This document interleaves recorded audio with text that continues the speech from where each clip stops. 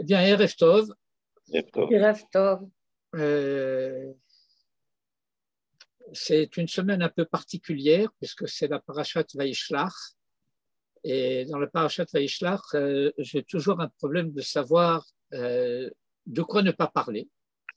Parce que c'est ma Parashat de Bar Mitzvah. Et par conséquent, bien entendu, c'est une paracha extraordinaire. Toutes les parachutes sont extraordinaires, mais il y en a certaines avec lesquelles nous avons un attachement particulier.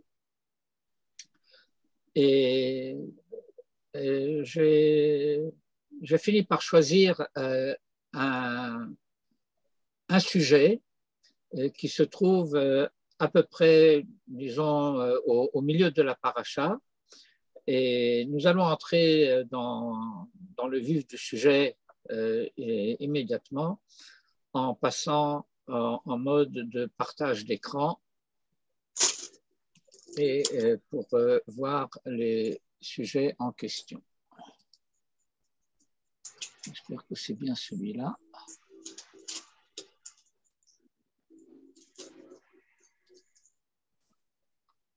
Voilà. Et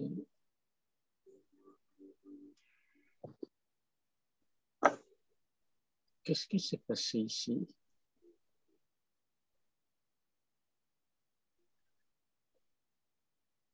Oui, bon. Alors voilà, le sujet dont nous allons partir est lié à ce passage du chapitre 35 à partir du verset 19 qui raconte ce qu'on a l'habitude d'appeler Maaseh Reuven. Je lis les versets. Vatamot Rachel, et Rachel mourut, Vatikaver bederech Ephrata, et elle fut enterrée sur le chemin de Ephrat, hi Bethléem, Ephrat qui est Bethléem. Vayatsev Yaakov matseva al kevurata, et Jacob éleva une stèle sur sa tombe, hi matsevet kevurat Rachel ad hayom, qui est la stèle de la tombe de Rachel jusqu'à ce jour. Vayissa Israël. Et Israël, littéralement, ça veut dire voyagea. Ça fait un peu style nord-africain, mais bon.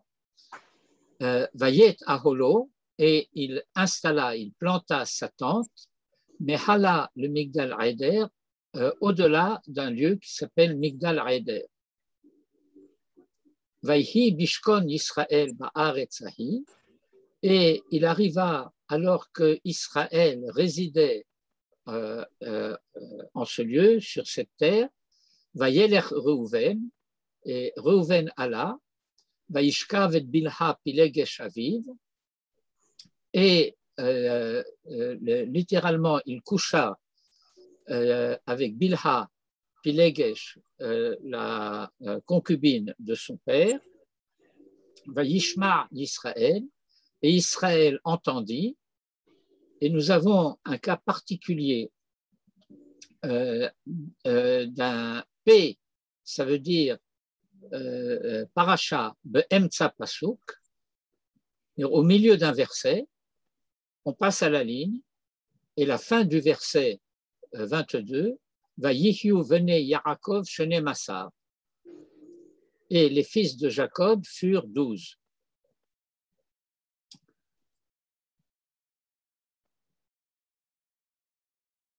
Pour s'approcher un peu de ce sujet lui-même, il faut en quelque sorte une introduction, c'est-à-dire de comprendre d'où nous venons dans la Torah lorsque nous abordons ce passage. Alors, il faut considérer la suite des parachiotes. Il faudrait le faire pratiquement depuis le début de la paracha, mais on va commencer avec un sujet particulier qui se trouve au milieu de la paracha, tout le chapitre 34 qui raconte l'histoire de Dina avec le Shrem et tout ce qui se passe là-bas. Tout ça, c'est le chapitre 34.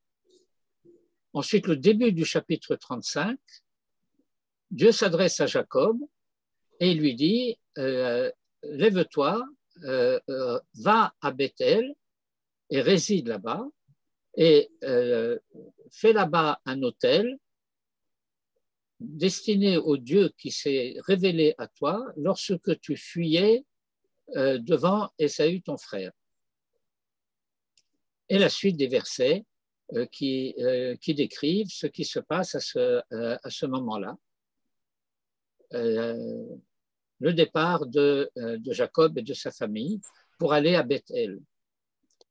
Ensuite, à partir du verset 9 et au-delà, Vayera Elohim El Yaakov Od, nouvelle révélation à Jacob, Bevo'o Padan Aram, alors qu'il revenait de Padan Aram, et il le bénit. Vayomer lo Elohim, et Elohim lui dit, Shimecha Yaakov, ton nom Yaakov, lo yikare Shimecha Od Yaakov, ne sera plus appelé Jacob, qui im Yisraël yichye shemecha, mais c'est Israël qui sera ton nom, vayikra et shemo Yisraël. Et il appela, c'est-à-dire Dieu appela le nom de Jacob Israël. Et tout de suite après, sans aucune interruption, c'est la suite de la même parashia. La Torah raconte la naissance de Benjamin et la mort de Rachel. Et donc, nous aurons à y revenir, mais je veux d'abord avancer dans l'analyse en évoquant les versets que nous avons lus tout au début et où nous avons à constater la chose suivante. Tout de suite après le récit de l'enterrement de Rachel, à partir du verset 22, Jacob, qui vient juste avant de recevoir le nom d'Israël, et c'est Jacob qui a élevé une stèle sur la tombe de Rachel, n'est-ce pas? Donc, de façon très immédiate, nous comprenons qu'il y a une relation particulière entre Rachel et Yaakov. Rachel est l'épouse de Jacob. Et notre sujet pourrait s'élargir à dire que Léa est l'épouse d'Israël. Et tout de suite après, dans l'ordre du récit, dans tous les versets suivants, donc le verset 21 et le début du verset 22, il est appelé Israël. Vayissar Israël, vayetaholo mehala le migdal eder, vayhi bishkon Israël ba'eretz ahi, vayelech Reuven vayishkav et bilha pileg shaviv, vayishma Israël. Et ça veut dire que tout ce qui se passe ici est à l'indice de l'identité Israël et pas de l'identité Yaakov. Et la conséquence de ce qui s'est passé, de l'échec de ce qui était tenté par Jacob à ce moment-là, par Jacob Israël à ce moment-là, la conséquence a été Vayihyu vene Yaakov shene Massa, que nous traduisons et les fils de Jacob furent 12. Et nous avons à comprendre dans le contexte du récit que ce verset signifie, et en conséquence de cela, les fils de Jacob ne furent que 12, alors que les fils d'Israël auraient dû être 13. Ça va, le décor est placé, le décor est posé. Vous êtes avec moi dans le sujet? Les fils d'Israël 13 à cause des enfants de Yosef? Ça viendra après. Ça viendra après. Mais donc, voilà ce qui se passe.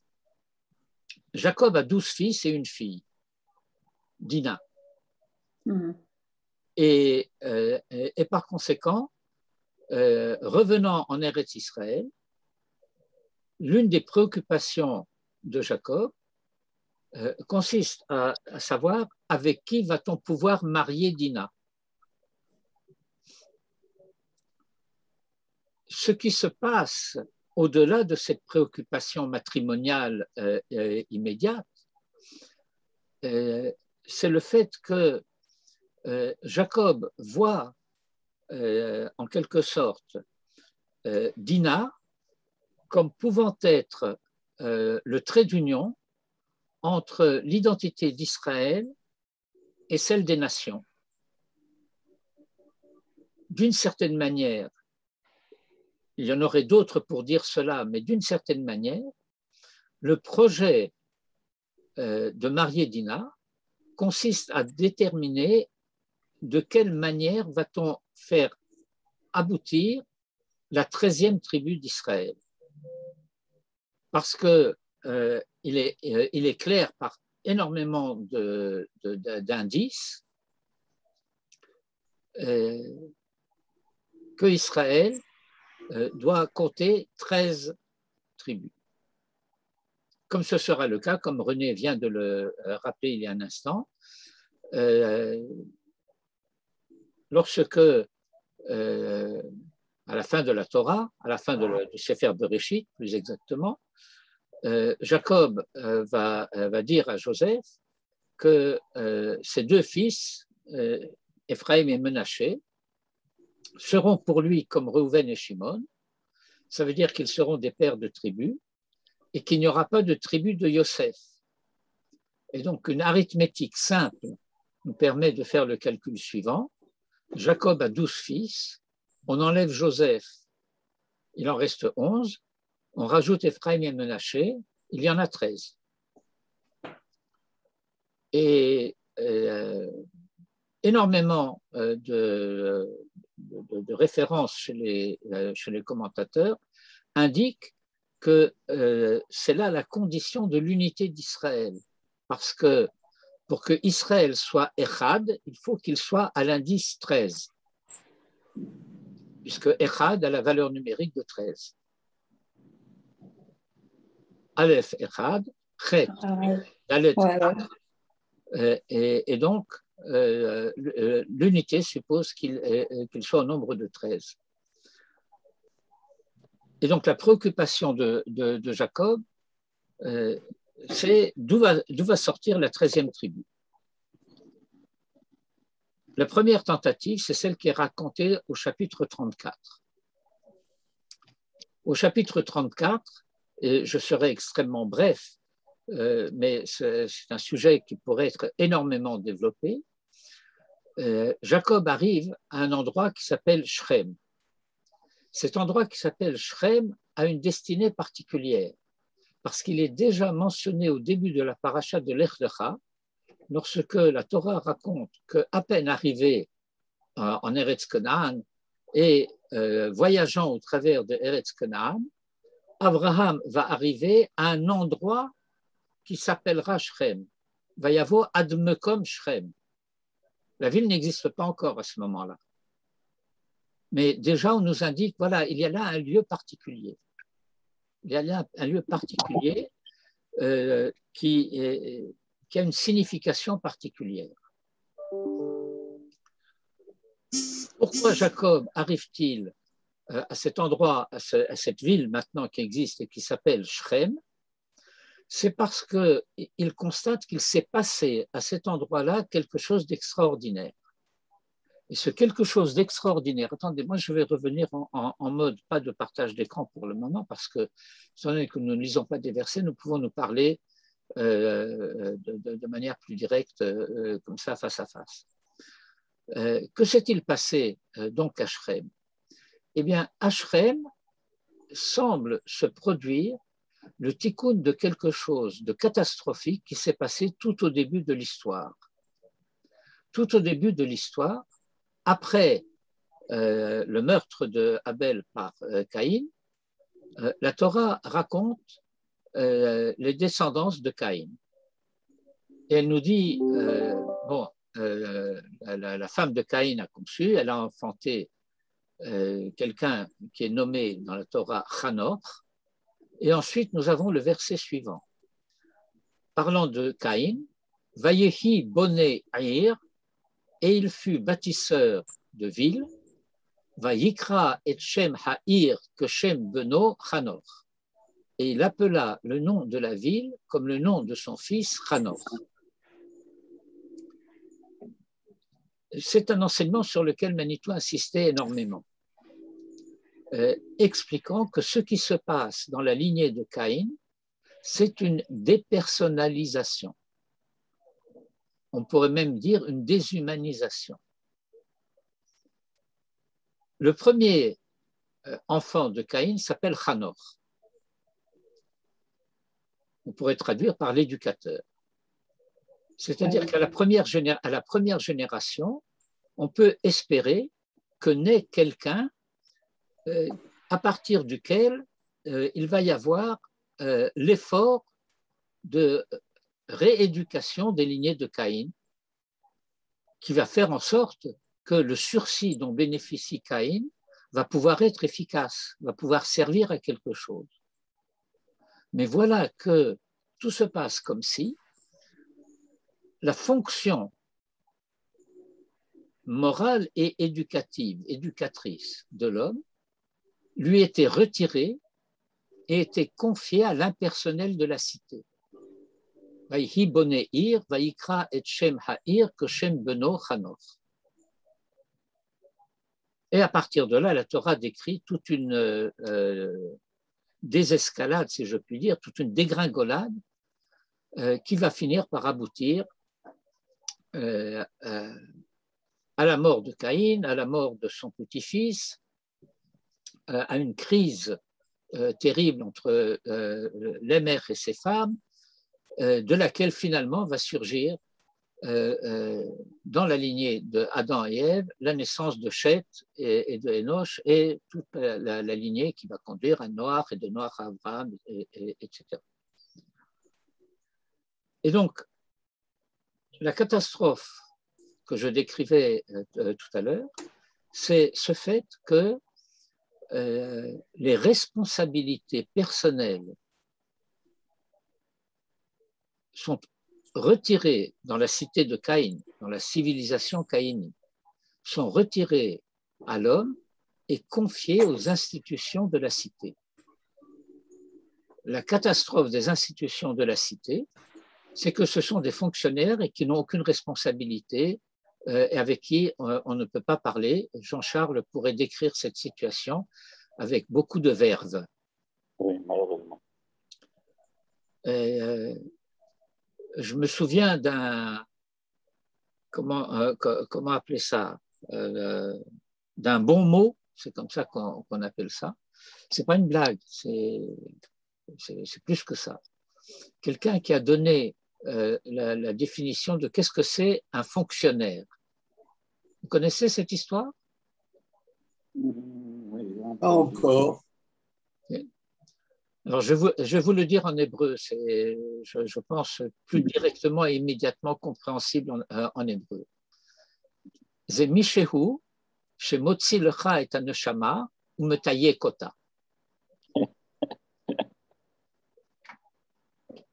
C'est quelqu'un qui t'enlève l'âme et qui la classe.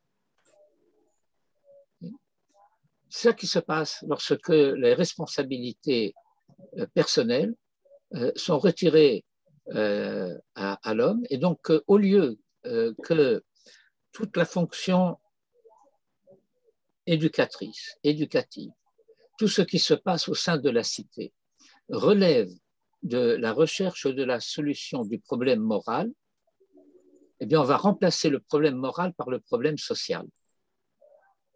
Et à partir de là, c'est toute une analyse qu'Abravanel fait par exemple dans son commentaire sur la Torah, les problèmes deviennent insolubles. Et voilà que Jacob, arrivant à Shrem, arrive à un endroit où il constate que le nom de la ville a été rendu à l'homme. La ville s'appelait Shrem, et le roi de Shrem a donné à son fils le nom de la ville. Jacob pressent que ici commence un tikkun qui peut être important. Que s'il y a un endroit où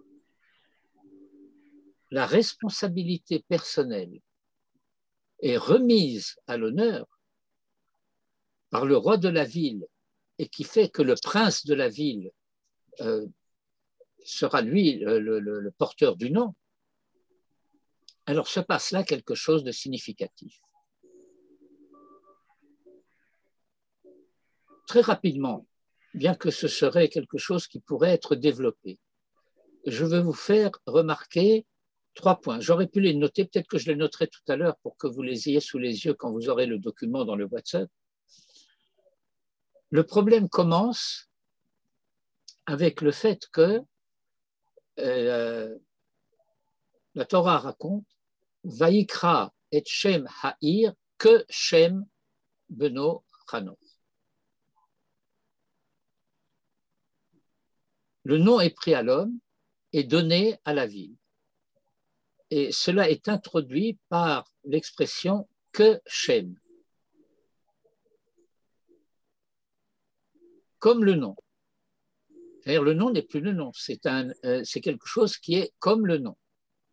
Manitou avait l'habitude à ce sujet de développer le thème de cette manie moderne de donner des noms de personnes à toutes sortes de lieux, l'aéroport machin, la place chose, etc., qui sont tous des avatars de cette même tendance à enlever le nom de l'homme pour le donner à l'impersonnel, des monuments inertes et des...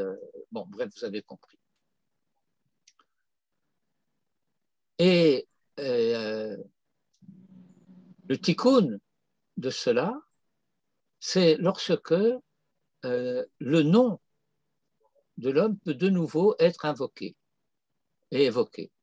Et c'est ce qui se passe dans notre paracha. Lorsque juste avant ce passage, Dieu s'adresse à Jacob et lui dit Shimcha. Shimcha Yaakov, lo yikare ot Shimcha Yaakov ki im Yisrael yeshemecha.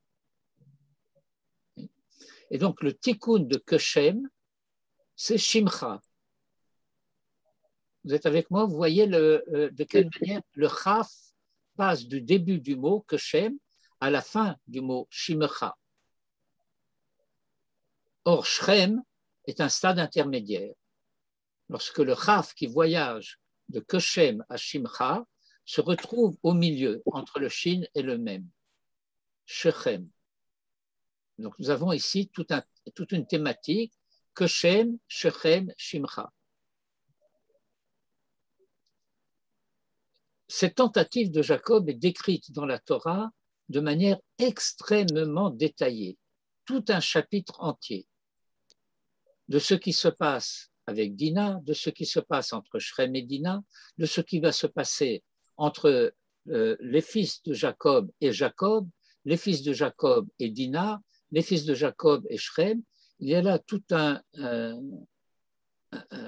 ensemble de thématiques relationnelles qui méritent d'être analysées en détail. Parce que il faut quand même signaler ce fait que Shechem est sincèrement et véritablement amoureux de Dina. Et les Midrashim nous enseignent que Dina est aussi amoureuse de Shechem. Ils s'aiment vraiment. Mais le mariage n'a pas pu avoir lieu de la manière dont il aurait dû avoir lieu. Échec, parce que impatience de Shrem, lui-même, bon, il n'est pas encore assez civilisé, disons les choses de manière un petit peu approximative. Et donc ça a échoué. Mais il y a quelque chose qui s'est passé malgré tout à ce moment-là, dans le récit de la Torah. Il s'est passé dans le récit de la Torah que les fils de Jacob se considèrent déjà comme Israël, alors que Jacob semble un peu timoré à cet égard.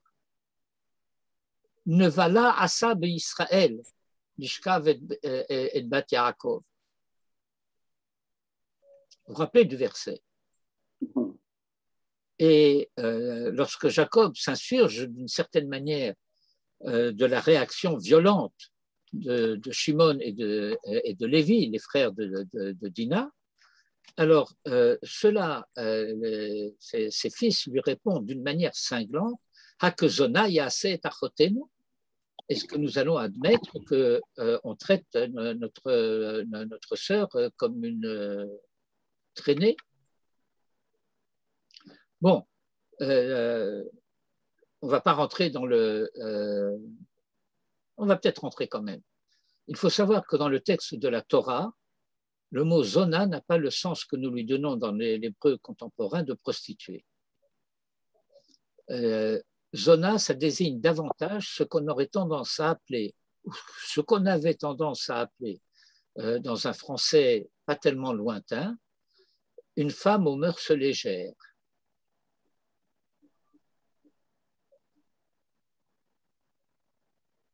Et c'est ce que les frères de Dina vont dire. On ne va pas les laisser être traités de cette manière.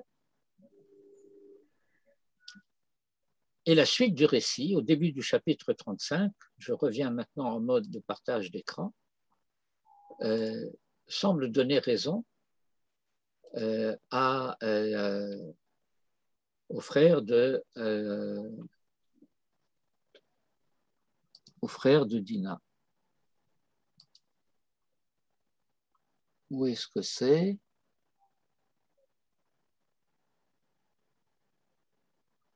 Pourquoi ça se cache?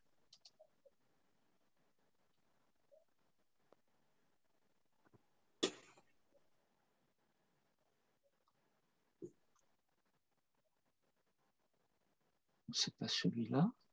Attendez une seconde, j'ai un petit problème.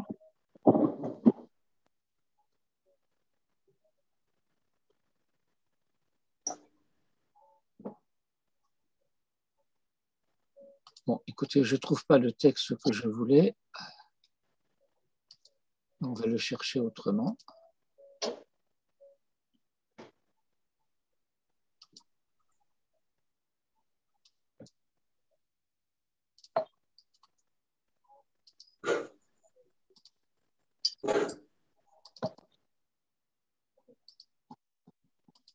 Non.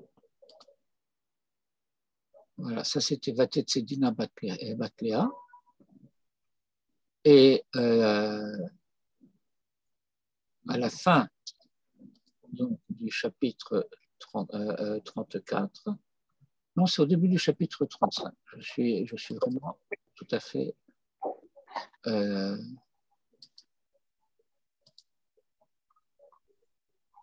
où suis-je? Début du chapitre 35.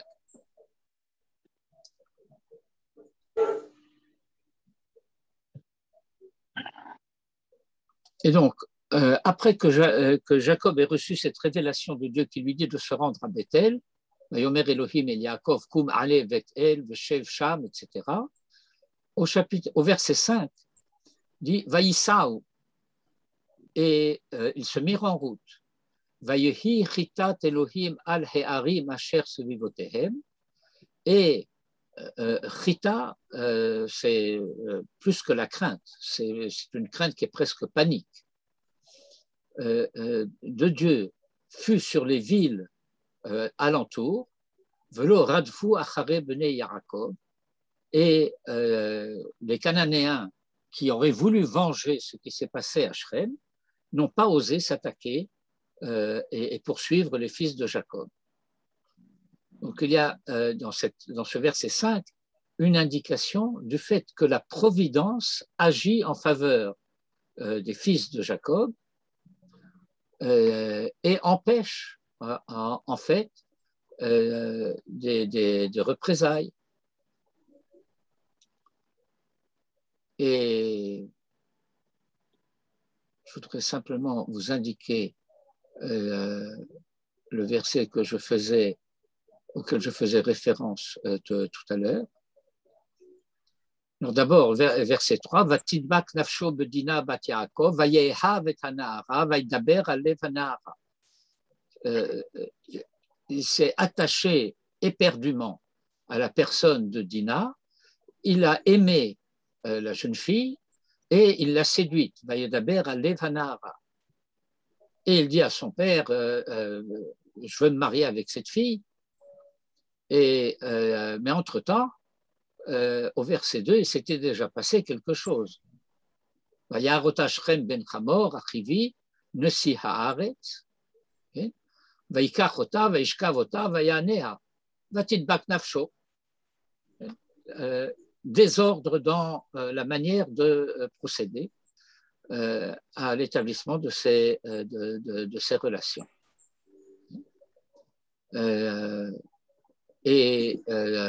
Les fils de Jacob, verset 7, Uvnei Yaakov baou min hasadeh keshom am, vayit'atzvu ha'anashim, vayichar lahem me'od, ki nevala asa ve'Yisrael lishkav et bat Yaakov v'chen lo yaseh. C'est-à-dire que ce qui s'est passé à l'indice de l'identité Israël. C'est pas à l'indice de la famille privée de Monsieur Jacob, qui a un problème maintenant avec sa petite fille qui a été déshonorée par le prince de la cité. Oui. C'est l'Ishkav et Bat Yaakov, mais la Nevala, c'est en Israël qu'elle a été faite. Oui. Et il veut l'épouser. Et alors, on va mettre en place une stratégie de représailles.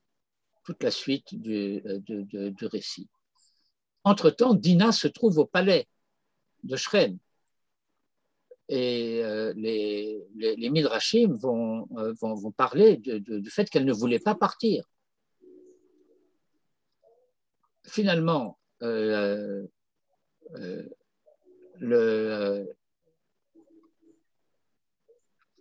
fils de Jacob ont vengé Dina et l'honneur d'Israël, et Jacob s'insurge. Vayomer Yaakov el Shimon ve'el Levi achartem oti. Vous m'avez enlaidi. Achartem oti. Le havisheni beyoshev haaretz. Pour me faire puant auprès des habitants du pays.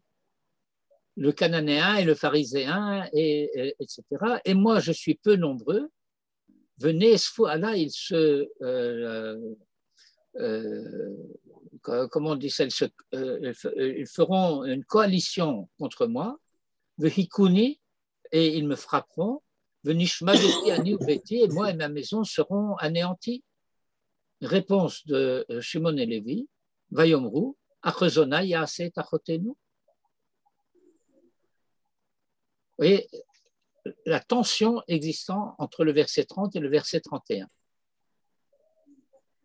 Sur quoi, verset 35, et je reviens à notre passage.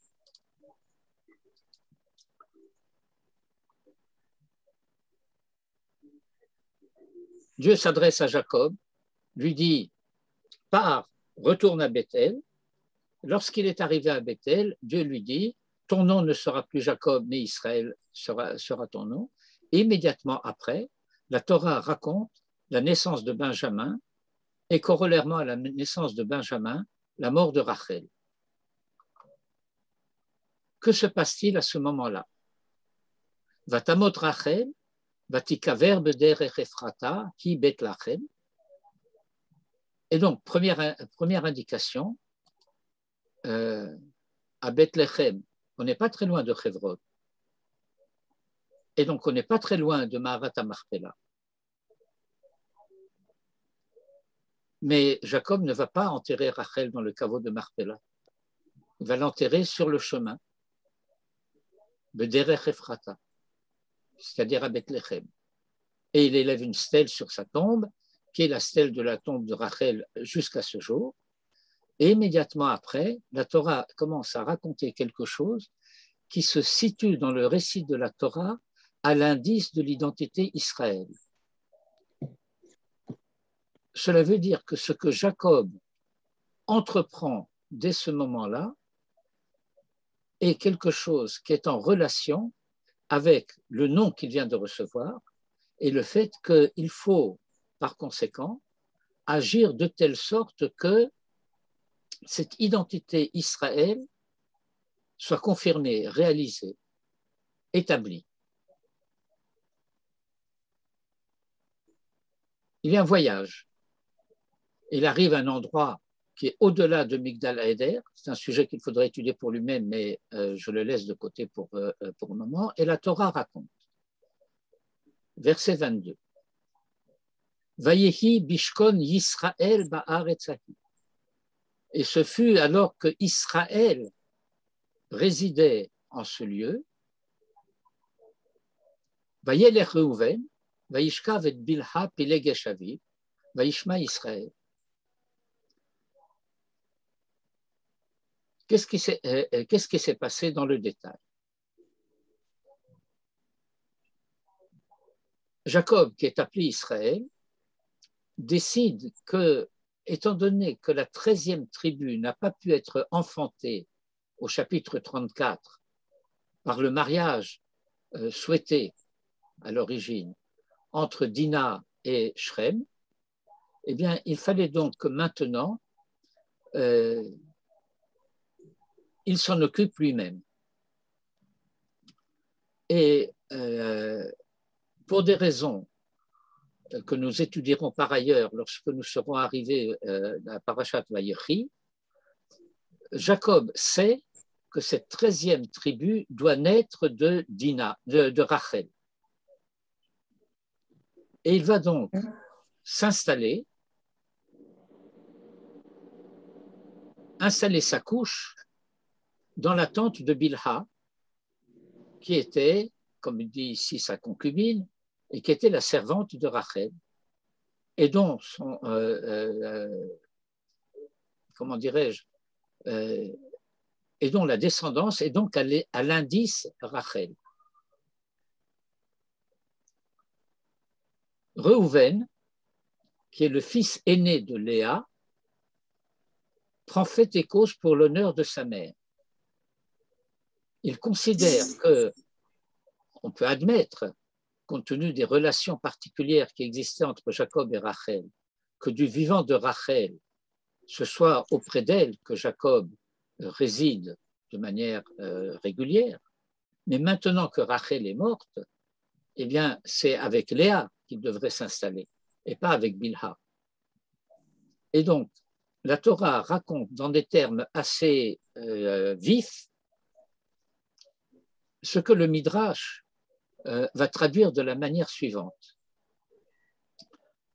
Reuven va empêcher la relation entre Jacob et Bilha en installant la couche de Jacob dans la tente de Léa au lieu de la tente de Bilha.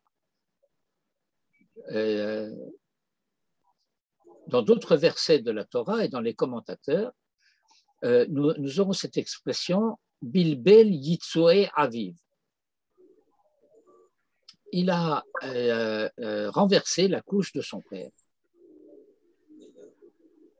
Le pshat du verset semble raconter quelque chose d'épouvantable, mais qui n'est pas compatible avec la fin du verset, telle que nous la lisons à la ligne 8, parce que si Reuven avait commis effectivement cet acte tel qu'il apparaît au début de verset 22, Vayelech Reuven, etc., alors on ne pourrait pas dire Vayichu venez Yaakov Shene Massa.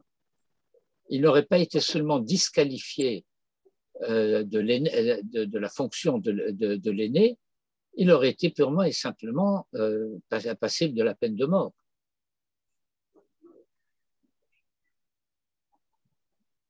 Mais voilà que la Torah nous dit voilà quelque chose qui devait se faire à l'indice Israël, et la conséquence de cela a été que les fils de Jacob furent 12, alors que les fils d'Israël auraient dû être 13.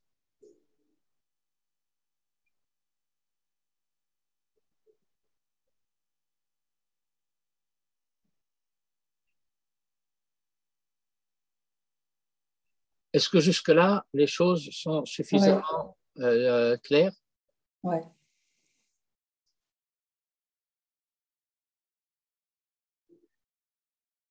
Et donc, c'est ce que j'indique dans le deuxièmement de cette analyse.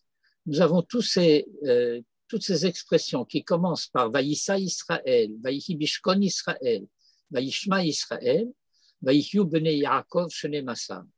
Et que c'est dans le même verset, mais avec un passage à la ligne, paragraphe, au milieu du verset. Vaïshma Israël, Vaïhiu Bene Yaakov Shene Massa. Alors, je voudrais lire avec vous à ce sujet un passage d'un commentaire sur la Torah. Nous allons voir tout de suite.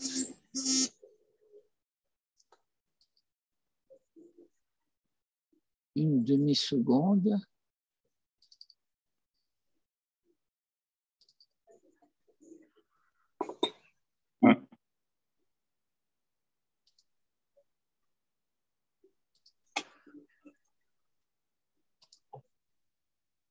Ah.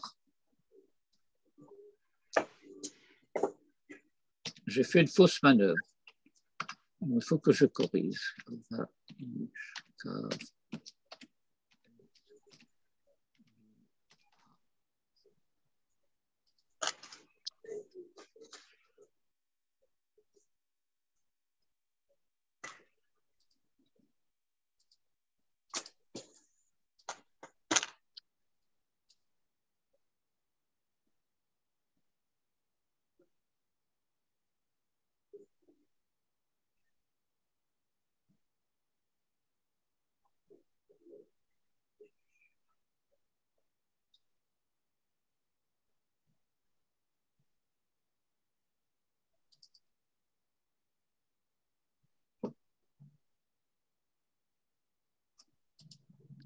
Voilà, alors, c'est ce passage-là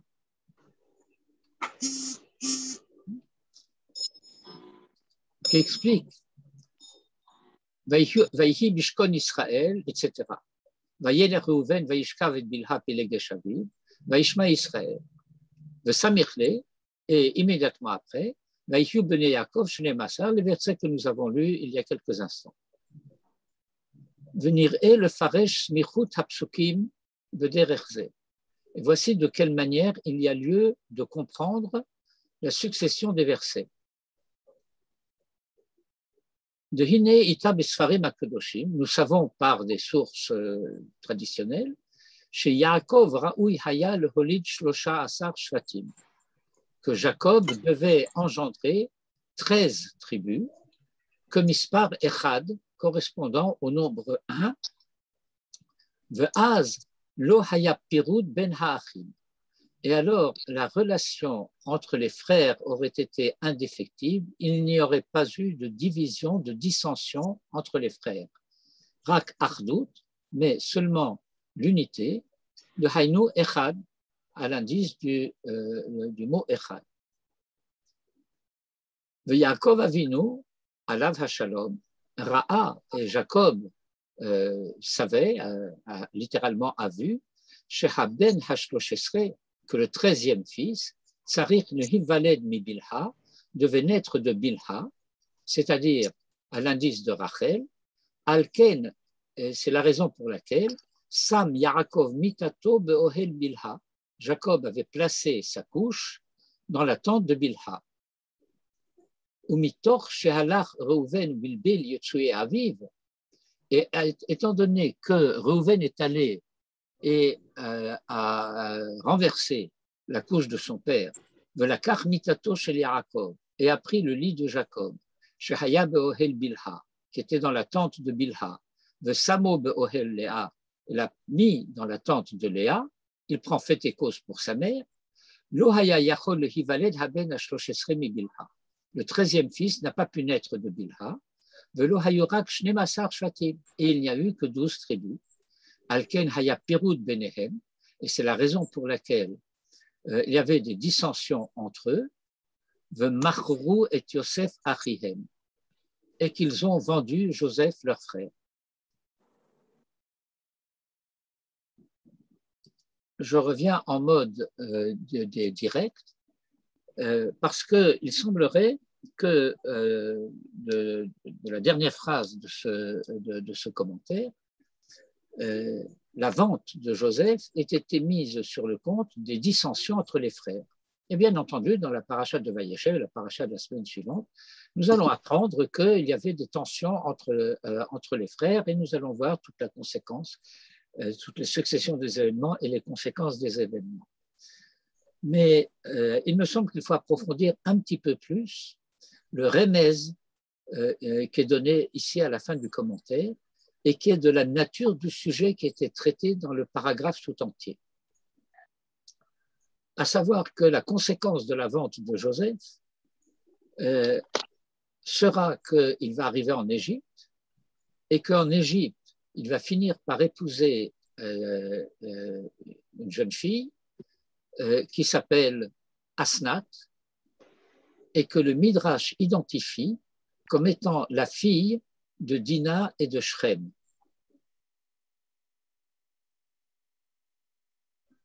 De son mariage avec Asnat, fille de Dina et de Shrem, vont naître Ephraïm et Menaché, dont Jacob va dire « Ils seront pour moi comme Reuven et Shimon », c'est-à-dire qu'en fin de compte,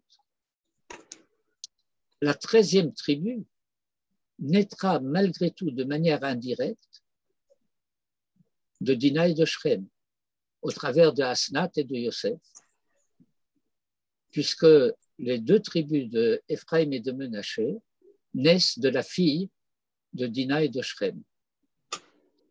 Bon, voilà un petit peu un panorama d'une certaine problématique esquissée dans notre paracha et qui a des significations extrêmement importantes, extrêmement profondes pour toute la suite de l'histoire d'Israël. Et nous pourrons en dire davantage à ce sujet dans les parachiotes qui viennent, dans la paracha de Vayeshev et également au-delà de paracha de Miketz, dans la paracha de Vayechi. Et pour l'instant, il me reste à vous souhaiter le reste de Shavuot Tov et déjà un avant-goût de Shabbat Shalom. Merci beaucoup. On peut poser une question, Rav? Je ne peux pas vous en empêcher, sauf à fermer le micro. Une première question qui n'est pas en rapport tout à fait avec votre cours.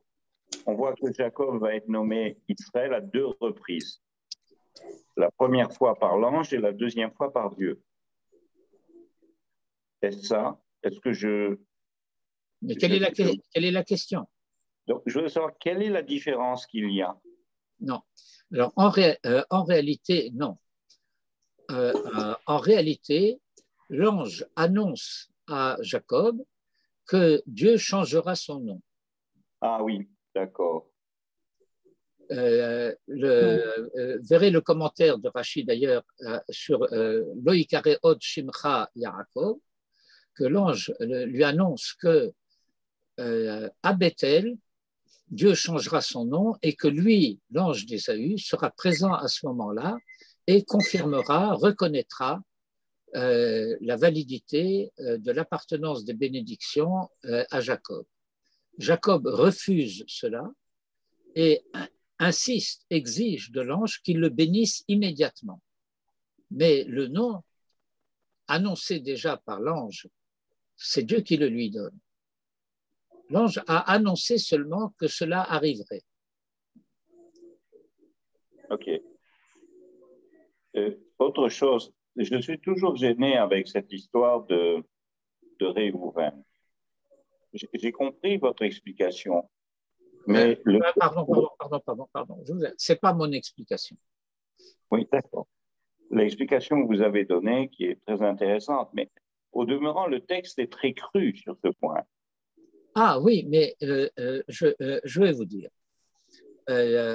C'est une manière de la Torah systématiquement d'imputer les dimensions les plus graves d'une conduite à celui qui s'en est rendu responsable. Ça veut dire que la Torah dit que de la part de Réhouven, le fait d'avoir empêché cette relation entre son père et Bilha équivaut en gravité à ce qui se serait passé s'il l'avait prise pour lui-même. Il y a, je vais revenir en mode de partage d'écran pour avoir les versets sous les yeux, mais voilà, et il y a un commentaire qui lit le verset de la manière suivante. Ça fait un petit peu violence, si je puis dire, à la syntaxe, mais il faut l'entendre de la manière suivante. Vaïhi bishkon Israël ba'aretzahi dit lorsque Israël se préparait à cette relation particulière avec Bilha, au cours de laquelle devait être engendré le 13e fils, la 13e tribu. Or, il y a une halakha qui dit que au moment où il y a une relation intime normale au sein d'un couple, si on entend quelqu'un marcher dans la maison, on doit s'interrompre. La halakha est comme ça. Et donc, Vayeler Réhouven, et Réhouven a marché, Vayishma Israël, et Israël a entendu, alors qu'il était en train d'avoir une relation, Vayishkav Yaakov, Aviv, et Bilha, qui était sa pilegesh. Vous voyez de quelle manière le verset rend compte des deux lectures du texte. Qu'il se passe quelque chose qui fait que Réhouven empêche la relation entre Bilha et Yaakov en marchant alors qu'il peut être entendu par Israël.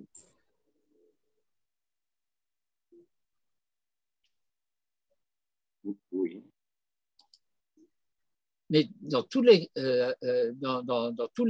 textes de la Torah, on va en prendre peut-être un autre. Il faut que je le retrouve. Je ne sais pas pourquoi je n'ai pas de.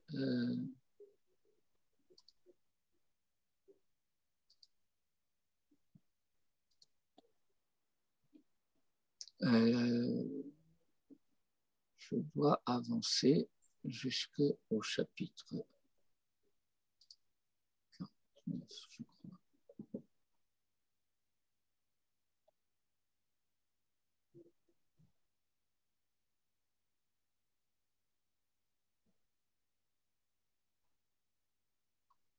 Voilà.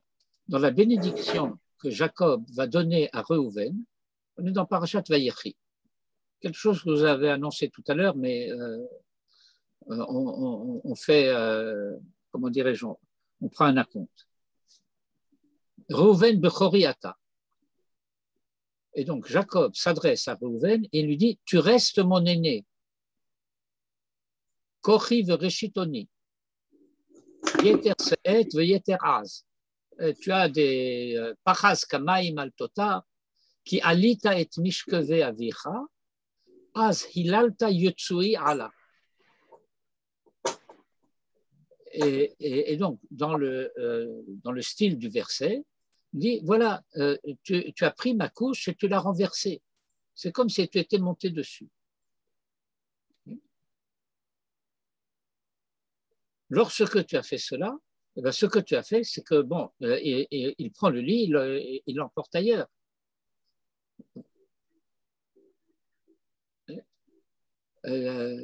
Et vous verrez tous les commentateurs qui parlent en ce sens. Eh bien, c'est exactement de la même manière qu'on va imputer à Israël la faute du veau d'or. Mais ce n'est pas Israël qui a commis la faute du veau d'or, c'est le Erev Rav. Mais on ne l'a pas empêché. Et étant donné qu'on n'a pas su l'empêcher, ben c'est comme si c'était nous qui l'avions fait. Et on en tire les conséquences. Il y a d'une manière constante dans les récits de la Torah le parallèle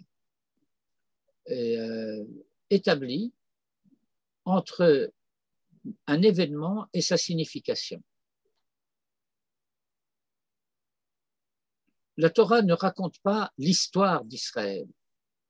Ce n'est pas un livre d'histoire, ce n'est pas un récit historique. Mais il raconte les significations des événements de l'histoire.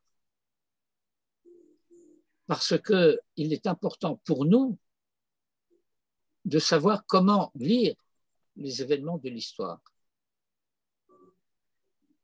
Je vous rappelle un enseignement classique. Kol ma she'ira la'avot, siman labanim. J'en ai déjà parlé la semaine dernière, il me semble.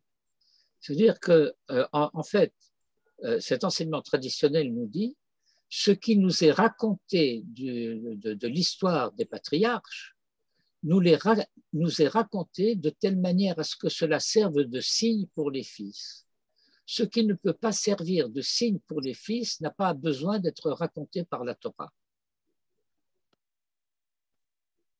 Autrement dit, la Torah nous raconte au travers de l'histoire des patriarches les thématiques propres à notre identité, et notre identité va intervenir d'une manière significative dans la manière dont, au travers des âges, nous allons, les uns et les autres, réagir face aux événements de l'histoire.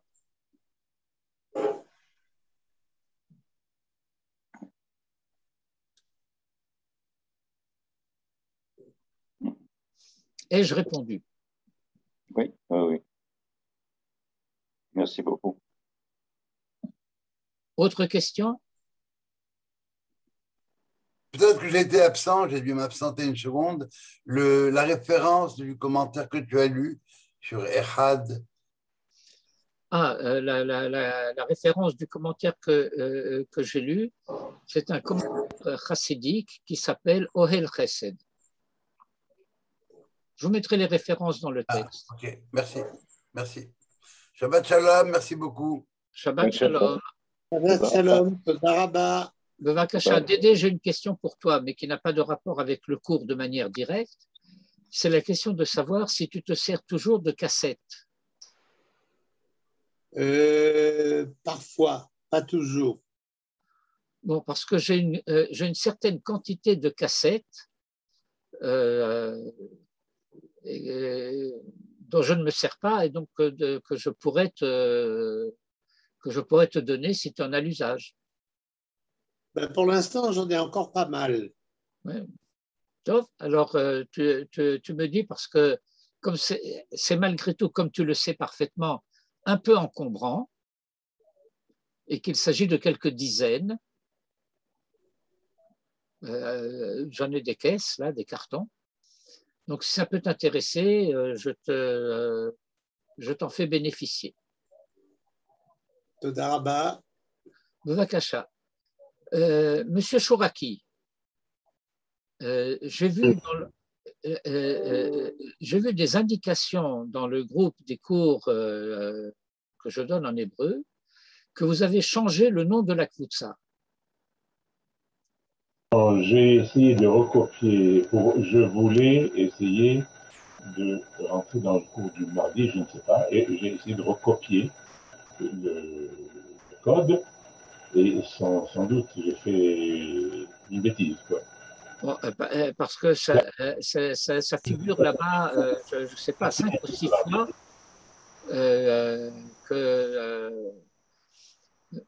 où est-ce que c'est cette chose-là?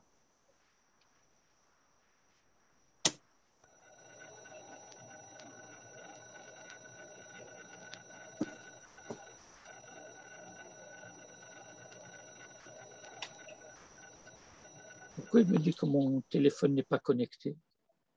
Qu'est-ce que c'est que cette affaire?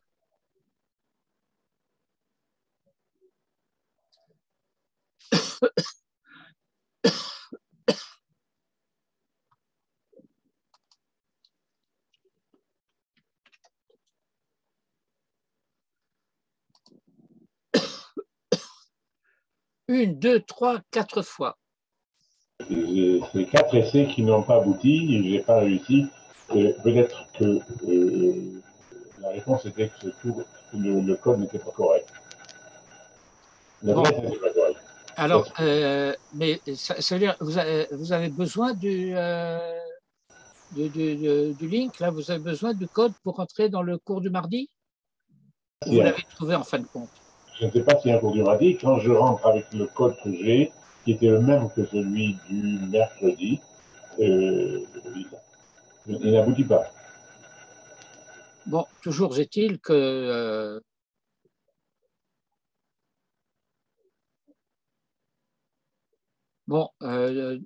je vais remettre dans le WhatsApp là-bas. Bon, dans le WhatsApp du cours de Shiorei Harav Shimshowitz, je vais remettre le link pour que vous ayez, puissiez vous en servir le cas échéant, que vous le recopiez.